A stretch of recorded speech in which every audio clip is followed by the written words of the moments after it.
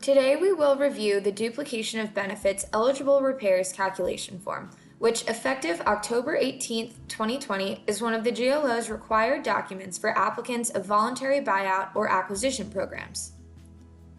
A hyperlink to the GLO's duplication of benefits eligible repairs calculation form can be found on the Texas General Land Office website at recovery.texas.gov. To locate the document, go to the local buyout and acquisition program page, which is linked below in the description section of this video.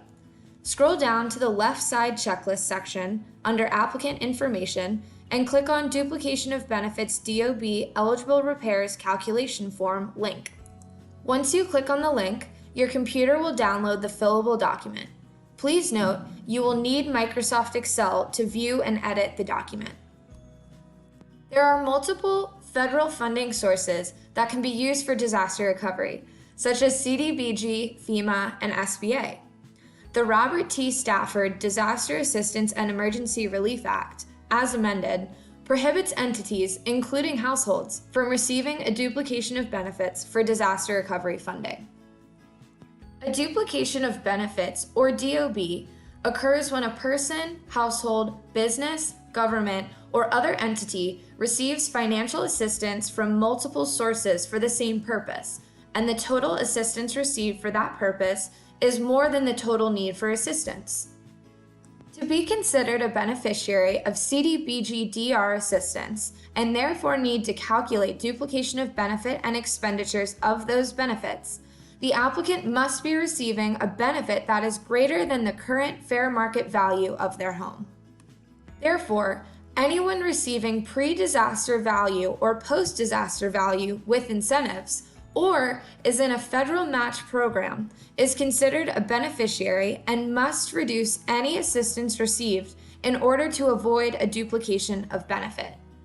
The few applicants that are receiving post-disaster value on the home and will not receive any incentives and are not in a FEMA or SBA match program for the acquisition of the home do not need to complete this form, and the subrecipient should input NA on the left side checklist form and explain they are not beneficiaries. For a buyout or acquisition program, assistance received from other programs can be reduced from the duplicative value if it was expended for the intended use of the funds. For example, if an applicant received $50,000 in FEMA funds to repair their house, and they used all $50,000 received to repair the house, those funds would no longer be considered duplicative because they were expended for the intended use of the funds. The purpose of this form is for all applicants that are considered beneficiaries of CDBG-DR assistance who received assistance for disaster recovery of their buyout or acquisition property from other sources, to document the expenditures of that assistance to ultimately be able to reduce it from the duplicative assistance using the duplication of benefit calculation form, which is described in another video. This form is only required if the applicant has noted and provided documentation of any expenditure for repairs on the property. If the applicant had no expenditures, the subrecipient can mark NA on the left side checklist form for this item, and note in the comments that there were no expenditures. All sections of the duplication of benefits eligible repairs calculation form must be completed. For this video, we will use an example of a fictional applicant and location to explain the form. The first section of the duplication of benefits eligible repairs calculation form should be completed by the applicant, with the subrecipient providing them the subrecipient name, contract number, and project number. In the first cell, the applicant should insert the subrecipient name. Then the applicant should input the GLO contract number. The contract number is located at the top of the first page of the GLO contract. Then the applicant will input the applicant's full name as it appears on their ID provided with the application. And then they will input the project ID number in Tiger.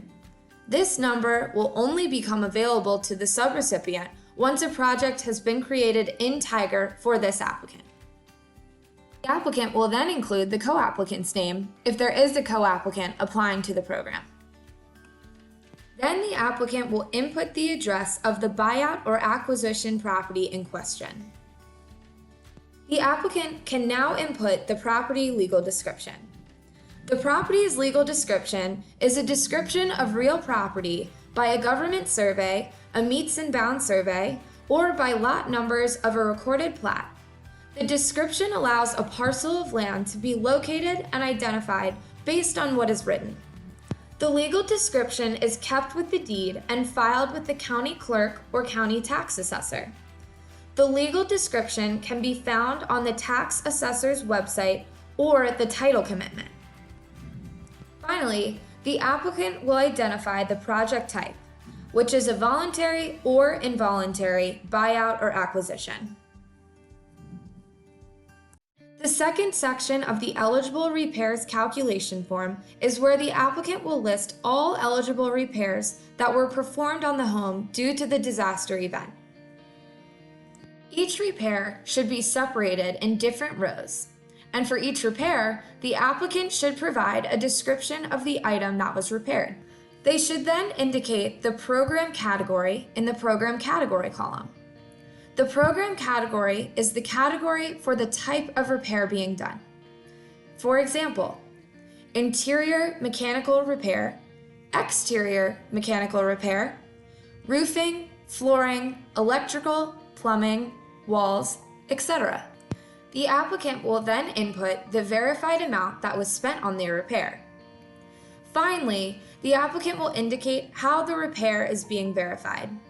The repair can be verified through invoices and proof of payment, an inspection report that demonstrates damages before and after repair, or by completing the self-certification statement of repairs. Using our example, you can see that the applicant had repairs done for roof, floor and subfloor, siding, and AC. They included invoices, proof of payments, and an inspection report. The form will then automatically sum all of the amounts listed for repairs, which can be deducted from the duplicative assistance received on the duplication of benefits calculation form. In the final section of the document, there is an acknowledgement that the applicant and co-applicant certify that the information presented in the document is true and accurate to the best of their knowledge and belief. They also certify that they understand that false representation is considered fraud. Any person who knowingly makes a false claim or statement may be subject to civil or criminal penalties. The applicant and co-applicant also acknowledge that if they later receive funding for the same purpose as the CDBG-DR funding, it will create a duplication of benefits, and the applicant and co-applicant will give back the duplicative funding. Finally, the form will need to be signed and dated by the applicant and co-applicant.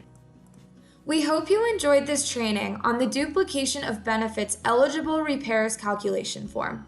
If there are any additional questions during the completion of the form, subrecipients should reach out to their General Land Office grant manager. Additional videos covering the other required local buyout and acquisition forms are, or soon will be, available at the same location you are viewing this one.